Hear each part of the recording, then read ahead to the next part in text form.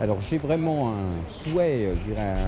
un désir très très fort qui est de rendre la biodiversité populaire. Et à ce moment-là, quoi de plus naturel que de s'associer avec des événements sportifs les plus populaires, qui est le Tour de France, qui par ailleurs exalte, montre la beauté de nos paysages, pour dire, eh bien, dans ces paysages, il y a des êtres vivants, il y a de la biodiversité, et d'ailleurs, sans la biodiversité, il n'y aurait pas de paysage. C'est donc une association qui me paraît tout à fait naturelle et qui permet de faire rentrer la biodiversité, de faire rentrer la science au cœur des foyers de tous les Français. C'est à chaque prise d'antenne des millions de spectateurs qui ont pu découvrir une espèce qui vit au pied de chez eux, chez nous, une espèce de la biodiversité ordinaire.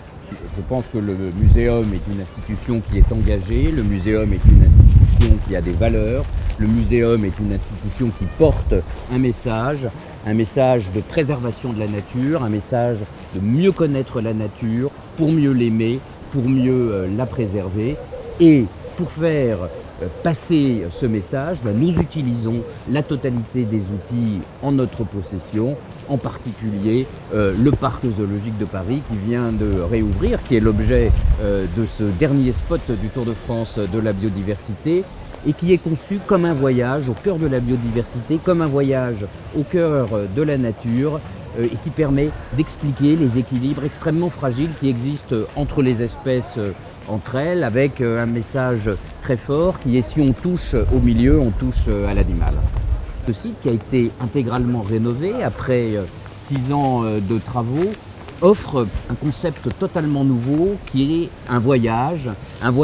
autour du monde, un voyage à travers 5 biozones qui représentent 5 hauts lieux de la biodiversité dans le monde: la Patagonie, la plaine Sahel-Soudan, l'Europe, la Guyane, Madagascar. Le visiteur est invité, il doit oublier qu'il est à Paris, il est invité à ce voyage à travers le monde et il découvre ces écosystèmes, il découvre les équilibres extrêmement fragiles qui existent entre les espèces entre elles, il découvre en un mot la biodiversité et le rôle qu'il peut avoir pour son maintien.